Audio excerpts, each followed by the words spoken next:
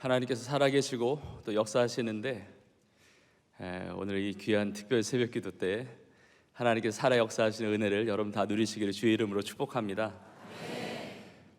너무 귀한 교회, 또 우리 목사님, 또 우리 성도님들과 함께 하나님의 말씀을 나눌 수 있는 것이 정말 놀라운 하나님의 은혜라고 여겨지고, 또 이 새벽을 깨어서 하나님 앞에 나아가는 여러분의 삶에 예비하신 분명한 그 은혜 여러분 다 누리게 되실 줄로 믿습니다. 성경을 보면 부르짖으면 응답하시겠다고 말씀하셨는데, 우리가 기도하면 응답하시는 것이 맞는데 응답이 준비되어 있기 때문에 기도를 시키신 줄로 믿습니다. 그래서 오늘 이 귀한 새벽의 자리에 하나님께서 비전도 주시고 능력도 주시고 여러 가지 응답도 주시겠지만 여러분이 이 자리에 계신 것 자체가 놀라운 응답의 시작이 되는 줄로 믿습니다. 우리가 읽은 에스겔서 37장에 보면 하나님께서 에스겔에게 환상을 주시는데, 그 마른 뼈가 다시 살아나는, 그러니까 리바이벌하는 거죠. 부흥하는, 그래서 살아 일어나서 그렇게 큰 군대로 서는데, 하나님이 이런 비전을 주셨다, 이런 역사를 이루셨다도 놀라운 기적이지만 에스겔을 부르셨다는 것 자체가 기적이거든요. 그러니까 에스겔을 부르셨다는 것 자체가 그 시대를 향한 하나님의 부흥의 사인이었습니다. 그러니까 하나님이 하실 일이 없으셨다면, 하나님의 계획이 없으셨다면 아마 에스겔을 부르지 않으셨겠죠. 우리에게 주시는 많은 비전과 많은 사명과 하나님의 놀라운 계획들이 있겠지만, 나를 부르신 것 자체가, 우리 사랑의 교회 귀한 우리 성도님들이 이렇게 기도하게 하시는 것 자체가 이 시대를 향한 하나님의 부흥의 사인이 되는 줄로 믿습니다. 저는 우리 목사님 소개해 주신 대로 안양 평촌에 있는 세종교회에서 섬기고 있습니다. 제가 저희 교회에서도 이렇게 부흥에 대한 것을 이제 나눌 때가 종종 있습니다. 우리나라의 대표적인 부흥 두 가지를 꼽으라고 한다면 1903년도에 있었던 원산의 부흥, 그리고 4년 이후에 있었던 1907년도의 평양 대부흥입니다. 저는 저희 아버지 쪽으로 이렇게 4대째 신앙생활을 하고 있습니다. 저도 목회자 가정에서 자라났고, 또 약 2년 전에 저희 부친은 이제 선교사로 사시다가 하나님의 부름을 받으셨고요. 저희 증조 할머니가 처음 예수님을 믿고 저희 아버지 때 이렇게 신앙이 이렇게 흘러오게 되었는데, 평양에서 처음 예수님을 믿으셨습니다. 우리나라에 있었던 1907년의 그 부흥의 역사가, 그 여파가 어마어마한 것이거든요. 그 평양의 놀라운 하나님의 부흥, 1907년도에 평양의 부흥이 있을 때 그건 성령의 강력한 역사였습니다. 인간의 의도나 생각이나 계획, 물론 그런 것들을 통해서 하나님 일하시지만 그 주권은 하나님께 있으셨고, 그 성령이 역사하실 때 회개가 나오는 거죠. 우리가 의도한다고 내가 결단한다고 다 회개가 나오는 게 아니라, 성령께서 역사하실 때, 그 바람과 같은 불과 같은 역사가 일어날 때 회개가 터지게 되는 거죠. 회개함으로 하나님 앞에 간절히 엎드려 기도할 때 정말 하늘이 열리는 겁니다. 성령이 임했고, 그리고 성령이 임한 것으로 끝나지 않고 영적인 놀라운 대각성, 약 2년 이후에 100만 구령 운동, 이게 전도 운동으로 펼쳐지게 되는 겁니다. 우리 에스더 세처 우리 박사님도 그런 표현했듯이, 성령이 임하면 권능을 받고 예루살렘, 유대, 사마리아 땅 끝까지 이르러 내 증인이 되리라 그랬습니다. 우리가 복음을 전해야 됩니다. 가서 제자를 삼고 온 천하에 다니며 만민에게 복음을 전파하라, 이게 명령인데, 성령의 권능을 임하면 예루살렘, 유대, 사마리아와 땅 끝까지 이르러 내 증인이 되리라, 이게 예언적 명령이거든요. 그렇게 된다는 겁니다. 성령이 그렇게 이끌어 가신다는 것이죠. 그래서 우리나라는 성령의 은혜를 받고 그 복음화율이 그렇게 낮을 때 놀라운 이 전도의 역사가 있었던 겁니다.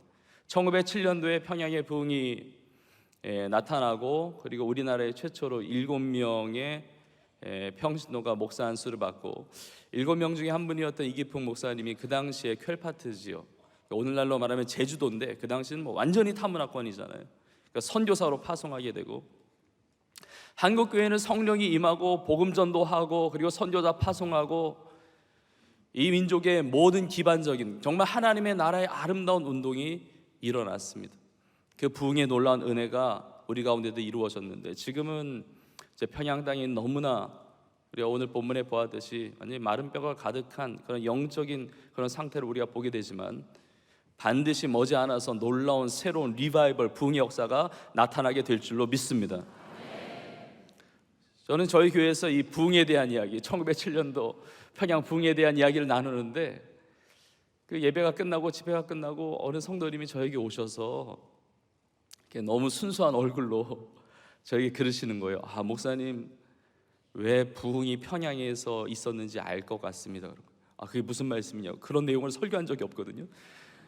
왜 부흥이 평양에서 이루어졌는지 알 것 같습니다 그러시는 거예요. 그래서 그게 무슨 말이냐고 그랬더니 그 성도님이 굉장히 순수하게 고백을 하시는 거예요. 그 평양의 평자가 평촌의 평자고 평양의 양자가 안양의 양자인 것 같습니다. 그래서 저도 모르게 아멘을 해버렸어요. 남의 교회 얘기라고 아멘은 안 하시는데 여러분이 사랑의 교회가 부흥의 거점이 되는 줄로 믿습니다.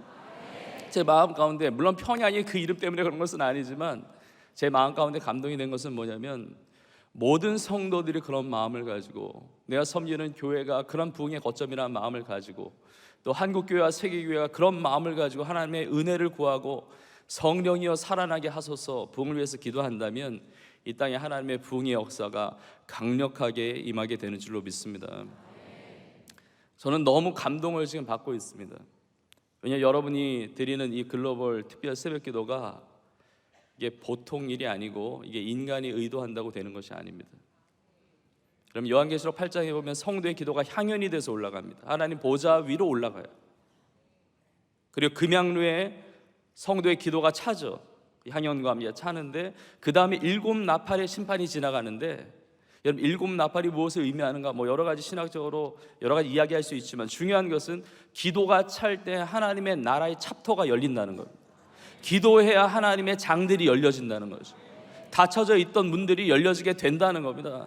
근데 기도하지 않으면 그냥 연대기적인 시간만 지나갈 뿐입니다. 크로노스만 지나갈 뿐이에요. 여러분 기도하지 않고 새로운 한 해를 맞이했다? 2023년도나 올해 2024년이나 별반 다를 것이 없을 것입니다. 올해 기도하지 않고 2025년 내년도를 맞이한다? 별반 다를 것이 없을 거예요. 그 해나. 그러나 기도하면 새로운 챕터가 열리는 겁니다. 이것은 우리의 인생 다 마찬가지입니다. 여러분 가정에서 기도가 이루어지면 그 가정에 새로운 하나님의 부흥의 문들이 열려지게 될 줄로 믿습니다. 우리 비즈니스 현장에서 일터 안에서 하나님 앞에 기도하면 정말 킹덤 비즈니스, 하나님의 나라가 임하는 비즈니스가 되는 겁니다. 나라와 민족도 역사를 따라서, 물론 우연히 여러 가지 영역들에 있어서 작용을 해서 이렇게 흘러가는 것처럼 보이지만, 역사를 주관하신 분이 하나님이시고 나라와 민족을 지으시고 다스리시는 분, 지금도 역사하시는 분이 살아계신 하나님이시기 때문에 하나님 앞에 기도할 때 하나님과 가장 가깝잖아요. 기도할 때 하나님의 응답과 크고 은밀한 일을 보이시겠다고 말씀하셨잖아요. 그러니까 기도할 때 이 민족의 새로운 챕터들이 열리게 되는 줄로 믿습니다. 그러니까 시즌이 바뀐다는 거죠. 시즌이 바뀌어요. 저는 오늘 하루 이렇게 새벽에 와서 기도하지만 정말 여러분 한 분 한 분을 주님의 마음으로 정말 귀하게 여기고 소중하게 여기고 또 사랑하고 축복하면서 여러분의 기도가 여러분의 인생 가운데 새로운 챕터의 문을 여는 복된 기도가 될 수 있기를 주의 이름으로 축원합니다. 여러분 에스겔이 30살 나이에 바벨론 포로로 끌려갑니다. 그때는 하나님의 부름을 받았던 것은 아닙니다. 우리 에스겔서를 보면 나오게 되지만 바벨론 포로로 끌려간 이후에 5년이 지난 이후에 35살의 나이에 하나님의 부름을 받아서 선지자로 활동을 합니다. 그 시대를 향한 하나님의 부흥의 사인, 에스겔 선지자를 부르셨다는 것 자체가 사인이었어요. 그리고 나서 마른 뼈가 가득한 골짜기로 가게 하셔서 마른 뼈를 보게 하십니다. 하나님이 보게 하시는 것이 하나님의 비전이죠. 우리가 하나님의 비전을 생각하면 너무 황홀하고 너무 아름답고, 왜냐하면 하나님 나라의 비전이니까요. 이 천국의 소망을 가지고 얼마나 기쁘고 행복하고 좋습니까? 그런데 하나님은 때로는 이 마른 뼈를 보게 하십니다. 하나님의 비전 같지 않지만 하나님께서 보게 하시는 그 아픔의 문제들, 아픔의 상황들, 그런 모든 것들, 그런 것이 하나님의 비전이죠. 사실은 마른 뼈를 보는 것부터 하나님의 역사가 시작됨을 우리가 알게 됩니다. 우리 어떻게 예수를 믿게 됩니까? 먼저 내가 마른 뼈라는 사실을 인식할 때부터, 내가 죄인이라는 사실을, 내가 진노 중에 영원히 멸망당할 수밖에 없는 사실임을 내가 인정하기 시작할 때부터, 내가 얼마나 흉악한 죄인인지를 보기 시작할 때부터 우리 구주 되시는 예수님 그네 앞에 나아갈 수가 있는 겁니다. 그리고 완전히 대반전의 역사가 있는 겁니다.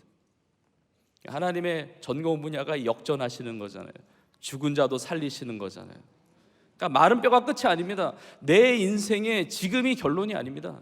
마른 뼈를 본다 할지라도 모든 것을 합력하여 선을 이루시고 이미 우리는 죽어도 다시 사는 예수 그리스도의 보배로운 피로 말미암아 대속함을 받고 이미 하나님의 나라 그 영원한 생명을 가지고 살아가고 있는 줄로 믿습니다.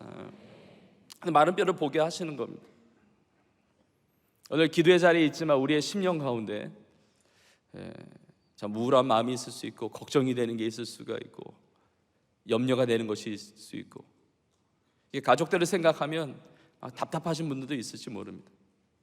자녀를 생각하면 너무 대책이 없고 배우자나 믿지 않는 가족들 보면 이 언제 바뀌나 정말 죽어 있는 것 같은 정말 이 마른 뼈와 같은 그런 가정의 아픔의 문제를 지니고 신앙생활 하신 분들이 참 많이 있습니다.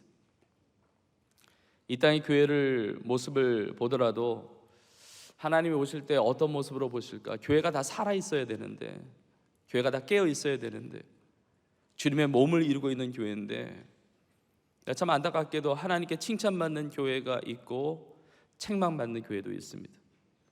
요한계시록 2장과 3장에 나와 있듯이 소아시아죠 7교회 다 칭찬만 받았던 것은 아니거든요. 어떤 교회는 살았다는 이름을 가졌지만 죽어 있는 교회도 있고 정말 마른 뼈와 같이 무너져 있는 교회들도 있는 거죠. 여러분, 우리의 가정이나 내 개인의 내면이나 또 이 땅의 교회의 모습이나 이것만이 아니고 우리나라 민족도 마찬가지입니다.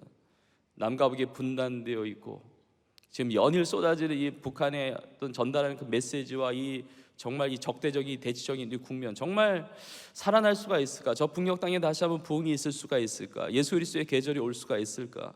정말 복음적인 그런 통일의 하나님의 은혜를, 이런 복음은 평화의 복음인데 우리나라는 평화의 나라가 아니고 지금 분단의 나라인데 하나님은 전 세계 열방 땅끝까지 복음을 전파하기 위해서 복음으로 평화 통일, 복음으로 하나 된 이 민족을 통하여 이 평화의 복음을 땅끝까지 전파하게 하시는 하나님의 놀라운 기적적인 역사를 이루실 줄로 믿습니다.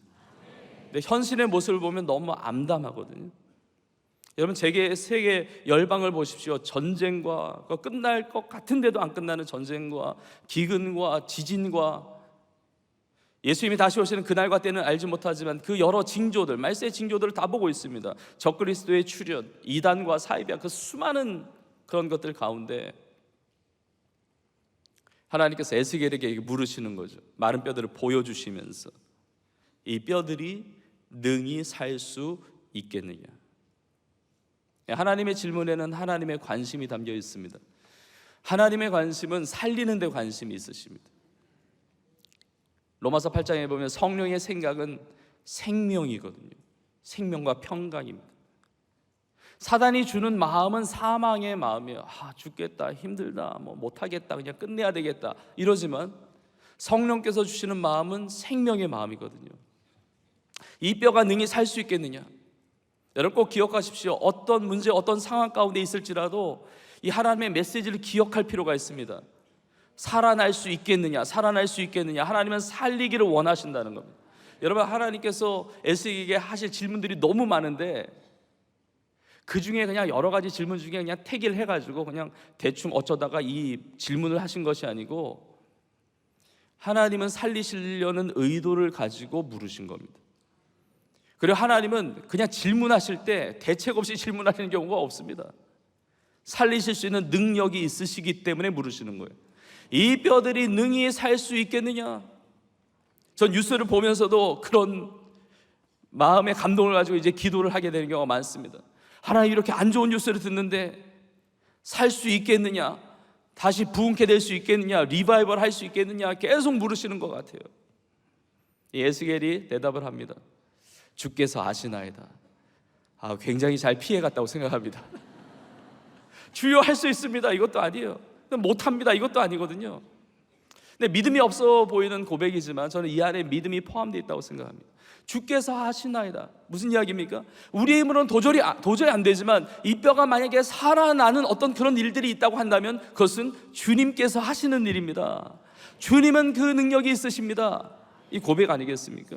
주님께서 하시는 거예요. 포기하지 마십시오. 낭망하지 마십시오. 주님께 그 모든 주권이 있습니다. 주님께 능력이 있습니다. 주님께 대책이 있습니다. 그리고 나서 하나님께서 막 뼈들을 맞춰주시고 힘줄이 생기고 살이 오르고 가죽이 덮이고, 그래서 생기가 들어가는 겁니다. 바람이 들어가서 그 생기가 들어가서 그 마른 뼈가 살아 일어나는 겁니다. 극히 큰 군대로 하나님의 명령을 준행하고 따를 그 군대로 일어난 거예요. 뭐 한 군사 한 사람이 아니라 군대로 그 뼈들이 일어나는데, 중요한 것은 하나님은 주권적으로 이 뼈들을 연결시키시고 살아나게 하실 수 있지만 하나님은 에스겔로 하여금 대언하게 하셨다는 것. 하나님은 주권적인 역사를 이루시는데 하나님은 전적인 그 능력이 있으신데 하나님은 하나님의 사람들을 통해서 그 일을 이루신다는 것. 대언하게 하셨다는 겁니다. 우리로 말하면 대신해서 선포하게 하시고 대신해서 부르짖어 기도하게 하시고 믿음으로 고백하게 하셨다는 겁니다. 나의 능력이 아닙니다. 하나님이 나의 삶을 붙잡고 대언하게 하실 때, 대신 선포하게 하실 때 마른 뼈들이 막 연결이 되는 겁니다. 하나님의 말씀은 능력이 있습니다. 마른 뼈들아 여호와의 말씀을 들을지어다. 여호와의 말씀을 들을지어다. 하나님의 말씀은 그냥 이렇게 문자적으로 적혀있는 글귀에 끝나는 것이 아니라 성령의 감동으로 쓰여진 말씀이고 그 성령님은 지금도 살아 역사하시는 성령이 되시는 줄로 믿습니다. 히브리서 4장에 있는 말씀이죠. 하나님의 말씀은 살아있고 활력이 있어요. 죽어있는 말씀이 절대로 아닙니다. 살아있고 활력이 있는, 운동력 있는 말씀이고 혼과 영과 및 관절과 골수를 찔러 쪼개기까지 하는 능력의 말씀, 우리의 생각과 마음을 감찰하는 그 능력의 말씀, 우리의 혼과 우리의 영, 우리의 육신까지도 치유하시는 그 놀라운 은혜를 주님의 뜻 가운데, 주님의 역사하심 가운데, 주님의 그 사랑 가운데 이 새벽에도 여러분 체험하실 수 있기를 주의 이름으로 축복합니다. 다 연결이 된 겁니다. 다 네트워크가 된 겁니다. 근데 조직이 있어요. 시스템이 있습니다. 뭐가 규모가 있습니다. 다 된 것 같은데 절대 그렇지 않다는 겁니다. 그 안에 생기가 없었다는 거죠. 여러분, 이 생기가 핵심입니다. 생기. 히브리어 단어로 루아흐라고 하는 단어인데 이게 헬라어, 신약 성경은 헬라어로 쓰여졌죠. 이게 바꾸면 이제 푸뉴마인데, 이 루아흐라는 단어가 우리 아버님 에스겔서 37장 앞에 36장에도 나오고 또 오늘 이 마른 뼈가 군대로 일어나는 이 장면 이후에도 루아흐라는 단어가 나오는데, 오늘 본문의 전과 후에 이 루아흐라는 단어가 영이라는 표현으로 번역이 되어 있어요. 영. 이렇게 나와 있습니다. 내 영을 너희 속에 두어 너희로 살아나게 하리라. 내 영을 너희 속에 두겠다 그럽니다. 하나님의 영이 루아흐, 하나님의 영이 이 생기인데, 여러분 구약 시대에는 하나님의 영이 인간 안에 내주하신 적이 없습니다. 능력으로 덧입혀서 성령 역사가 나타난 적은 많이 있지만 내주하시는 성령은 아니었거든요. 언제 하나님의 영이 우리 안에 들어오십니까? 인간 안에 들어오십니까? 사도행전의 역사예요. 사도행전 2장에서 바람과 같이 불과 같이 성령, 그것이 푸뉴마, 그 바람이 120명의 제자들, 기도하는 제자들에게 들어간 것이거든요. 내주하신 거예요. 이게 성령 강림 사건 아닙니까? 성령이 내 안에 들어오신 거예요. 살아나는 거죠. 그러니까 이 마른 뼈가 살아 일어나서 군대가 되는 역사는 성령의 역사였습니다. 여러분, 성령은 이런 놀라운 일을 이루어 가시는 겁니다. 여러분, 성경에 보면 성령이 아니고선 예수를 주시라 할 수 없거든요. 제가 여러분에게 한번 질문을 해보겠습니다. 여러분, 예수님이 나의 구주이심을 고백하십니까? 네, 그렇다면 이것은 그냥 된 게 아닙니다. 내 안에 성령의 내주하심이 있는 겁니다. 성령의 은혜가 있는 거예요. 우리가 많은 관계가 중요한데 성령님의 관계가 너무 중요한 것 같아요. 우리 옆에 계시는 성도님, 함께 신앙생활하는 우리 가족들, 또 우리 동역자들, 우리 너무나 귀한 하나님의 사람들, 이 관계도 너무 중요하지만 더 중요한 것은 하나님과의 관계, 나의 주 되시는 예수님과의 관계. 내 삶에 말할 수 없는 탄식으로 나를 위해서 간구하시는 그 성령님과의 관계, 여러분 이 관계를 꼭 붙잡으십시오.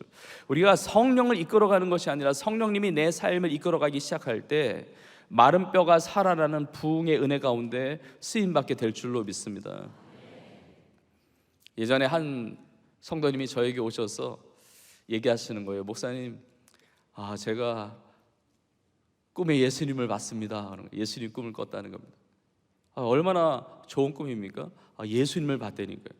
그래서 예수님이 어떻게 나오셨냐 그랬더니 꿈에 예수님을 보긴 봤는데 그 성도님의 표현이 좀 이상한 거예요. 독특해요. 예수님을 보긴 봤는데 예수님이 예수님 같지 않게 나오셨어요. 그러는 거예요. 아니 예수님을 봤는데 예수님 같지 않다는 것도 무슨 말인가? 예수님 그러면 뭐 성경에 나오는 내용이나 우리가 상상하듯이 이렇게 띠를 두르고 또 흰 옷을 입으시고 영광의 광채 가운데 뭐 도마나 제자들에게 보이셨듯이 뭐 손과 발에 못 박히신 거 보이시면서 이게 거룩하고 영광스러운 그 광채 가운데 보여야 되는데 꿈이라 직관적으로 예수님이다 이건 알았는데 그런 모습이 아니고 너무 꾀죄죄하게 나오셨다는 거예요. 예수님이 너무 지저분하게. 여러분 오해하지 마십시오. 뭐 꿈은 절대적인 게 아니에요. 꿈은 사실 개꿈이 많습니다. 무의식에 나오는. 그러나 때로는 하나님께서 개인적으로 어떤 영적인 중요한 메시지를 전달하시는 통로가 되기도 하죠. 근데 이 성도님에게는 그랬던 것 같아요. 꿈에 예수님을 봤는데 예수님이 너무 꾀죄죄하고 지저분하고 냄새도 나고 너무 그렇게 나오니까 꿈에서 예수님께 이렇게 여쭤봤대요. 예수님 왜 그러고 다니세요? 그랬대. 근데 예수님의 한마디의 대답이 너무 충격을 받아가지고 잠에서 깼다는 겁니다. 예수님이 이렇게 대답하셨대요. 예수님 왜 그러고 다니세요? 너하고 같이 다녀서 그렇다.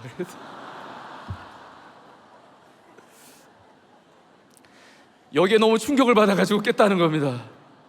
그래서 성경을 보는데 이제 깨닫는 거죠. 성경적으로 이제 컨펌을 받아야 되잖아요. 이제 해야 되는데 아니 주님은 나를 떠나신 적이 없어요. 우리 예배당에만 계시는 거 아니잖아요. 예배 끝나고 나갈 때, 차 타고 갈 때, 지하철을 탈 때, 사람을 만날 때, 직장 생활할 때, 누군가 거래를 할 때 내가 성령 충만할 때만 성령님이 함께 계십니까? 그렇지 않잖아요. 내가 홀로 있다고 여겨질 때, 내가 힘들 때, 내가 고민될 때, 심지어 내가 죄 가운데 빠지고 유혹 가운데 빠지고 정말 하나님 기뻐하시지 않는 일을 할 때도 주님은 떠나신 적이 없거든요.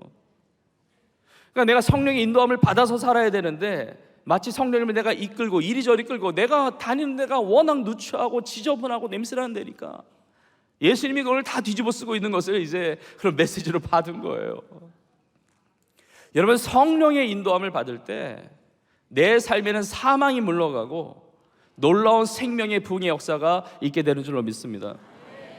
저는 어릴 때 예수님을 믿게 됐죠. 모태신앙이니까 뭐 초등학교 들어가기 전에 예수님을 저의 구주로 고백했고 유치원도 선교원을 다니고 그렇게 했습니다. 그런데 초등학교 때 그야말로 성령 체험이란 예수님이 나의 죄를 대신하여 십자가에 피 흘려 죽으시고 부활하시고 나에게 영원한 생명을 주셨다는 것이 그냥 선생님이 가르쳐줘서 그냥 교회에서 예배드려서 그냥 배워서 아는 차원을 넘어서 너무 큰 은혜로 절절하게 이렇게 다가오는 겁니다. 정말 이 영원한 천국이 있고 이 영원한 천국을 위해서 이 영원한 천국이 있고 이 땅을 삶은 잠깐인데 이 영원한 천국에서 가장 영광스러운 삶이 이 짧은 인생 속에 주님을 위해서 살고 죽는 것이라고 한다면 그렇게 살고 죽고 싶다 이렇게 고백이 들더라고요. 근데 이제 어릴 때 성령 체험하고 저의 삶에 어떤 변화가 있었냐면 뭐 인격적인 거나 또 어떤 성품적인 것은 좀 시간이 가니까 부모님께 혼을 난다든지 제가 3남매 중에 장남인데 뭐 동생들도 뭐 힘들게 하고 뭐 형으로서 오빠로서 이렇게 한 것도 있죠. 근데 달라진 게 뭐냐면 복음을 전하게 되는 겁니다. 저는 전도 방법을 배운 적도 없고 훈련을 받은 적도 없지만 전도 훈련과 방법이 필요하죠. 그걸 통해서 우리가 효과적으로 복음을 전할 수가 있습니다. 근데 어릴 때 초등학생이었지만 성령이 임하니까 복음을 전하지 않으면 견딜 수가 없는 거예요. 하루는 선생님이 이제 학년이 올라가가지고 내일 5분 자기소개 시간을 갖는다고 그러는데 그 숙제를 듣자마자 그날 내일 되기까지 얼마나 가슴이 뛰는지. 많은 아이들 앞에서 소개한 것도 가슴이 뛰는데 한 번도 생각하지 못했던 생각이 스치는 거예요. 무슨 생각이냐면, 야, 선생님이 숙제를 줬는데 하나님이 선생님을 통해서 숙제를 주신 것 같은 거예요. 5분 동안 친구들에게 내 소개를 해야 될 시간을 하나님께 주셨는데 이 5분 동안에 복음을 전하지 않으면 저주를 받을 것 같은 이런 미친 생각이 드는 거예요. 정말 이게 너무 이거를 떨쳐버릴 수가 없어요. 왜 이런 생각이 들지? 창피를 당하는 것보다 뭐 죽는 것보다는 그래도 창피를 당하는 게 더 나니까 그래도 복음을 전했던 기억이 있어요. 복음을 전했어요. 만나는 친구들마다 복음 전하고, 그 당시에 이제 지금 일산 신도시로 개발되어 있는데 경의선 철도 서쪽은 이제 신도시로 개발됐지만 이후에 동쪽은 아직도 개발이 덜 돼 있거든요. 거기 이제 내곡리라고 하는 내곡 1리에 제가 이제 살고 있었고 그 근방에서 저희 부모님 목회를 하고 계셨는데 매 주마다 동네를 돌면서 축구전도 하는 겁니다. 자전거 타고 가면서 친구, 전화, 신방부터 막. 그러면 주일마다 그냥 그 집 앞에 아이들이 줄을 섭니다. 빈 봉고 차고 와요. 꽉 채워요. 가면서 예수님 찬양 인도하면서 가요. 근데 인격이 좀 안 돼서 그런지 그렇게 전도했는데도 교회 와서 찬양 소리가 저보다 크면 교회를 못 나오겠으니까 이게 왜 그랬는지 모르지만 하여튼 성령이 열면은 좀 시간이 걸리는 것 같아요. 네. 근데 어쨌든 막 전도에 대한 이 열정, 막 선교하다가 순교하고 싶다, 막 이런 생각이 들 정도로 그때 전도했던 친구들을 너무 보고 싶어요. 네. 대련이, 창련이, 막 진덕이.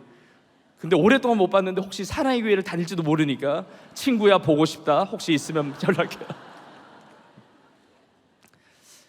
근데 정말 성령께서 역사하시면, 그래서 오늘날 다음 세대가 위기고 정말 뭐 안 좋은 데이터들이 있습니다. 그거 다 인정합니다. 근데 다음 세대에 소망이 없다, 저는 절대로 받아들이지 않아요. 왜냐하면 성령의 역사하시면 우리의 자녀가, 우리 다음 세대가 한 명이라도 성령의 불을 받고 성령의 바람을 경험하고 예수 그리스도를 인격적으로 만나면 그 시대를 변화시키는 능력의 종으로 쓰임받게 될 줄로 믿습니다. 정말 사무엘과 같이, 다니엘과 같은 이 시대, 앞으로의 세대, 통일 세대를 이끌어가고 세계 선교 시대를 마무리 짓는 그 놀라운 일꾼들이 여러분의 자녀가 되고 다음 세대가 되고 또 여러분의 삶이 될 수 있기를 주님의 이름으로 축복합니다. 성령이 임하니까 그렇게 되는 겁니다. 근데 여러분 주목해 보십시오. 대언하라고 할 때 이건 기도의 선포거든요. 여러분 성령이 기도 없이 역사되는 경우가 없습니다. 기도하면서 전도하고 전도하면서 기도하는 겁니다. 여러분 사도행전의 역사를 보십시오. 바울은 늘 두 가지를 찾았습니다. 기도 처소를 찾고 전도 대상자를 찾았습니다. 사도행전 16장에 보면 마게도냐 환상을 보고, 마게도냐죠, 이것이 유럽 선교의 첫 시작이 되는데 늘 바울은 기도하는 사람이니까 마게도냐 사람의 환상도 보는 거예요. 하나님이 그리로 보내시는구나, 이렇게 확신을 가지고 이제 넘어가는 겁니다. 마게도냐 지역의 첫 성이었던 빌립보에 가서 제일 먼저 찾았던 것이 기도 처소예요. 보통은 회당에서 기도하고 복음 전했는데 뭐 회당도 없는 겁니다. 그래서 기도하러 강가로 가는 거죠. 강가에 가서 사도행전적인 만남, 내가 의도한 만남이 있고 성령께서 주선하시는 만남이 있습니다. 여기 가서 여인들을 만나는데 그 여인들 중에 루디아라는 여인을 만납니다. 근데 놀라운 것은 바울이 기도하러 가서 여인들을 만나고 그들에게 복음을 전하는 거죠. 늘 기도의 처소와 전도 대상자를 찾았어요. 그리고 복음을 전하는데 성경에 이렇게 나와 있습니다. 주께서 루디아의 마음을 여사, 바울이 연 게 아닙니다. 내가 연 게 아닙니다. 주께서 열어주시는 거예요. 기도하면 주님께서 열어주시는 줄로 믿습니다.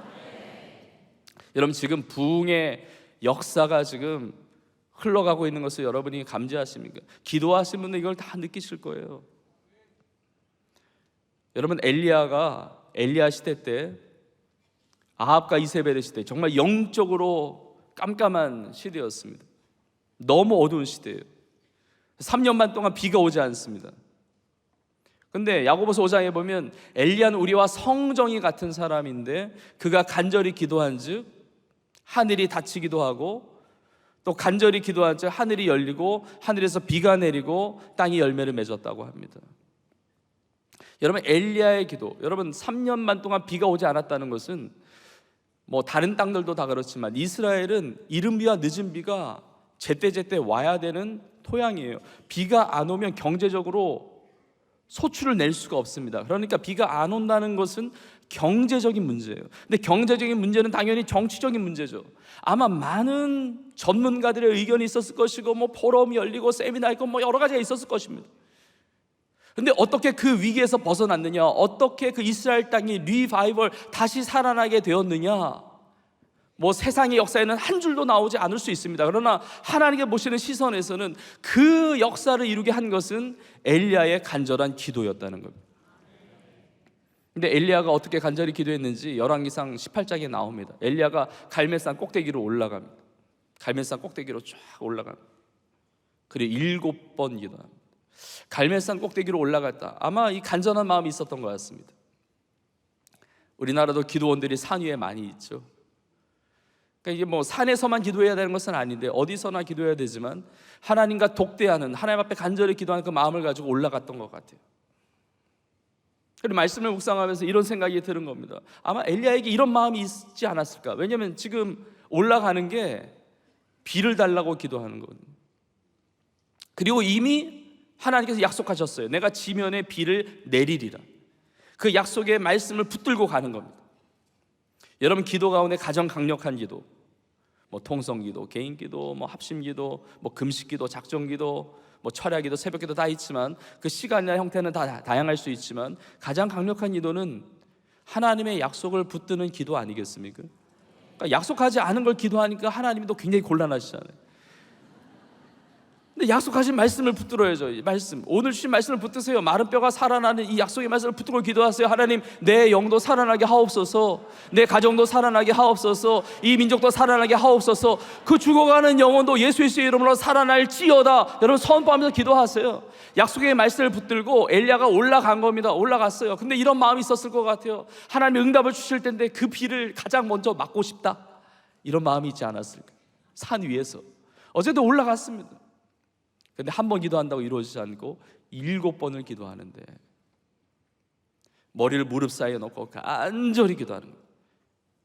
여러분, 머리를 무릎 사이에 넣는 것만 간절한 기도의 모습은 아니에요. 머리를 무릎 사이로 넣었다는 사실을 통해서 알 수 있는 첫 번째는 엘리야는 뚱뚱하지 않았다.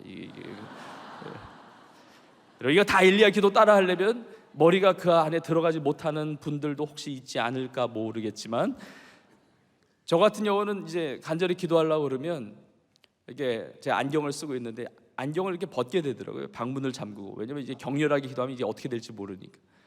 아마 각자가 다 다를 겁니다.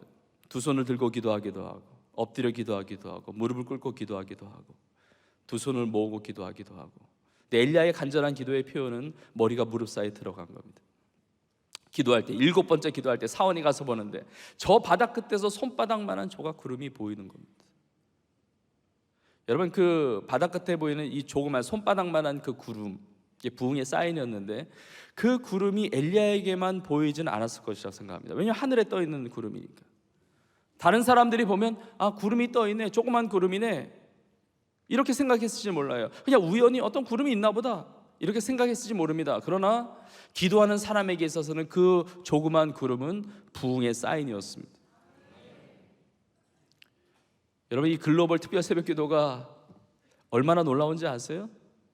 여러분이 이렇게 새벽에, 이른 새벽부터 깨어서 일어나서 나와서 몸으로 하나님 앞에 산 제물로 리빙 세크리파이스로 와서 부르짖어 이 기도의 향연이 하나님 앞에 올라가서 하나님의 챕터들을 넘기는 이 놀라운 위대한 이 역사 가운데 여러분이 함께 한다는 것, 이 민족을 향한, 이 시대를 향한 부흥의 사인인 줄로 믿습니다.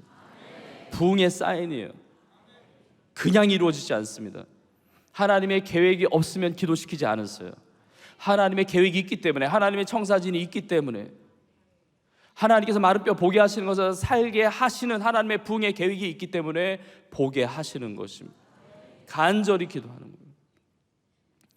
여러분, 오늘 이 기도가 여러분의 삶에 놀라운 이 하늘 문을 여는, 여러분이 선포하고 믿음으로 고백하는 그대로 이 민족의 챕터, 새로운 하나님의 부흥의 역사를 이루어가는 복된 기도가 될 수 있기를 주님의 이름으로 축복합니다. 그런데 마지막으로 제가 나누고 싶은 것이 있는데, 우리가 부흥을 위해서 기도하지만 우리가 먼저 그 부흥을 이미 경험했다는 겁니다. 내가 경험하지도 못한 없는 부흥 달라는 거. 물론 하나님은 새로운 부흥을 주세요. 하나님은 새 일을 행하십니다. 이전 일을 기억하지 말라고, 옛날 일에, 과거에 붙잡히지 말라고. 하나님은 너무나 놀라운 새로운 일을 열어가시니까 과거에 연연하지 말라고 말씀도 하시지만, 그러나 우리는 이미 부흥을 경험한 거예요. 내가 마른 뼈와 같은 인생이었습니다. 예수를 믿었습니다. 내가 거듭났습니다. 본 어게인 했어요. 내가 죄의 종노릇하는 인생이었는데 하나님의 자녀로 거듭났습니다. 여러분, 이것은 놀라운 부흥의 은혜를 경험한 거예요. 내가 하나님의 자녀가 되고 이렇게 예배하고 기도하고 영원한 천국의 소망을 가지고 주의 복음을 전파하고 선교적 사명, 이 시대적인 사명, 민족적 사명을 감당하면서 살아가고 있다는 것 자체가 내가 이미 그 부흥을 경험했다는 것이죠. 우리가 많은 응답을 하나님께 받게 되는데 그 어떠한 응답도 내가 이미 받은 영생의 복보다 크지 않습니다. 내가 경험한 어떠한 복도 내가 받은 구원의 복보다 크지 않아요. 이미 주실 복을 다 받았습니다. 죽어도 다시 사는 복을 받았어요. 하나님께서 예수 그리스도를 우리에게 주신 것 얼마나 귀한 겁니까? 예수 그리스도와 함께 그 모든 것을 다 주시지 않습니까? 그러니까 우리에게 주시는 응답들은 덤으로 주시는, 플러스 알파로 주시는, 더해 주시는 은혜거든요. 내가 이미 부흥을 경험했기 때문에 부흥을 경험한 우리의 삶을 통하여 예수 그리스도의 이름을 붙들고 성령의 권능을 의지해서 기도할 때 우리의 삶에서부터 부흥의 역사가 확장되게 될 줄로 믿습니다. 그러면 세상이 아무리 부흥이 있다 할지라도 내 마음이 부흥이 아닌데 그게 무슨 부흥입니까? 나하고 무슨 상관이 있습니까? 근데 세상이 아무리 위기이고 아무리 어렵고 아무리 성경적 가치를 반대하고 동성애 파고와 차별금지법의 시도와 이런 것들이 있다 할지라도 우리의 심령이 성경의 가치로 붙들림 바 되고 함께 성령 안에서 하나가 되고 함께 내가 먼저 예수 그리스도 안에서 거듭난 나의 인생이 주 앞에 무릎 꿇고 기도하며 나아가기 시작할 때 세상이 다 어둡지만, 세상이 다 위기지만, 마른 뼈지만 내 삶이 그 부흥의 은혜를 경험했다면 이미 이 역사적인, 시대적인, 민족적인 부흥은 나로부터 시작된 줄로 믿습니다. 여러분, 그 은혜를 사모하는 겁니다. 말씀을 마무리하면서, 자, 마른 뼈가 살아날 때는 언제냐? 바로 오늘 이 시간인 줄로 믿습니다. 깨어 기도해야 할 때가 언제냐? 바로 이 시간인 줄로 믿습니다. 여러분, 지금 자다가 깰 때가 벌써 됐습니다. 지금 마지막 날이 너무 가까웠어요. 나중이 아닙니다. 그 언젠가가 아닙니다. 내일 일을 알지 못합니다. 제가 이 말씀 하고 마무리하려고 그러는데, 제가 중학교 담당하셨던 전도사님, 나중에 여자 전도사님이신데 독신으로 이제 중국 선교를 오랫동안 하시고 지금 이제 연세가 많이 드셨죠. 근데 중등부 시절에 이제 담당하시던 전도사님인데, 언제는 이제 중등부 이제 친구들을 모아놓고 그렇게 얘기하시는 거예요. 전도사님에게 일생일대 최고의 기도 제목이 있다. 첫 번째 기도 제목이 있는데, 그건 뭐냐면, 너희들도 알잖아, 전도사님이 이렇게 신앙이 늘 좋은 것은 아니잖아. 좋을 때도 있고 안 좋을 때도 있고 이렇게 좀 굴곡이 있는 건 너희들도 알잖아. 전도사님의 연약함을 알잖아. 근데 전도사님의 인생의 최고의 기도 제목은, 전도사님이 신앙이 안 좋을 때가 아니라 신앙이 가장 좋을 때, 신앙의 피크일 때 예수님을 만나는 거야. 내가 신앙의 피크일 때 예수님이 오시는 것, 그때 예수님이 오시는 것이 내 인생의 첫 번째 기도 제목이야. 너희들도 나를 위해서 기도해 줄래? 그래서 저는 그것이 좋은 기도 제목인 줄 알고 얼마나 열심히 기도했는지 모릅니다. 주님, 다른 때 오시면 절대 안 됩니다. 우리 전도사님 혹시 시험 들어가지고 신앙이 연약할 때 오시면 절대 안 됩니다. 우리 전도사님의 신앙이 가장 좋을 때, 믿음이 가장 좋을 때, 그때 맞춰서 주님 오셔야 됩니다, 이렇게 기도를 했는데, 기도하다 보니까 이 기도가 아닌 거예요. 성령의 기도가 아닌 거예요. 그래서 기도를 바꿨어요. 하나님, 예수님이 오실 때, 예수님 오시는 게 절대로 우리 전도사님의 신앙이 가장 좋을 때 오시면 안 되고 제가 가장 좋을 때 오셔야 됩니다. 우리 전도사님이 좋을 때 오시는 것도 좋지만 전도사님이 지금 문제가 아닙니다. 주님, 저의 신앙이 가장 좋을 때 오셔야 됩니다, 이렇게 기도를 했다니. 근데 이게 기도하다 보니까 이게 성령의 기도가 아닌 거예요. 그래서 생각해 보십시오. 우리가 다 그렇게 기도한다면 예수님 오실래도 못 오십니다. 오늘 새벽에 오시는 게 너무 좋은데 오늘 알람만 끄고 못 일어나신 분에게 있어서는 그분 때문에 못 오시는 거예요. 내일 오실래니까 그 권사님이 걸려. 모레 오실래니까 그냥 그 집사님이 걸려요. 오실라 하더라도 못 오시잖아요. 나의 신앙이 가장 좋을 때 주님 오시옵소서. 이게 고백이 아니고 성경적인 가장 좋은 신앙의 고백은 성경의 마지막 장이죠. 요한계시록 22장에 예수님께서 말씀하십니다. 내가 속히 오리라. 그때 사도 요한이 이렇게 고백합니다. 아멘 주 예수여 오시옵소서. 마라나타. 아멘 주 예수여 오시옵소서. 나의 신앙이 가장 좋을 때 주님 오시는 것이 아니라 주님이 언제 오시든지 간에 항상 내가 준비되어 있게 하여 주옵소서. 항상 깨어있게 하여 주시옵소서. 이렇게 깨어있는 성도, 깨어있는 교회 되어서 성령이여 살아나게 하소서. 성령의 은혜 가운데 이 땅에 죽어가는 수많은 영혼들 살리고 마른 뼈를 살아 일어나 극히 큰 데로 서게 하시는 성령의 강력한 은혜를 누리는 여러분 다 되실 수 있기를 주님의 이름으로 축원합니다. 기도하겠습니다. 하나님 아버지, 살아계신 성령님, 오늘 이 시간에 임재하신 줄로 믿습니다. 내가 성령을 이끌어가는 인생이 아니라 성령님의 나의 삶을 이끌어가는 인생 되어서 마른 뼈같이 무너져 있었던 나의 인생 부흥케 하신 주님께서 마른 뼈와 같이 무너져 있는 우리의 모든 기도의 제목과 이 민족과 이 시대와 이 세상 가운데 부흥의 놀라운 역사를 체험하는 교회 되게 하시며 성도들 되게 하여 주옵소서. 예수님의 이름으로 간절히 축복하며 기도합나이다. 아멘.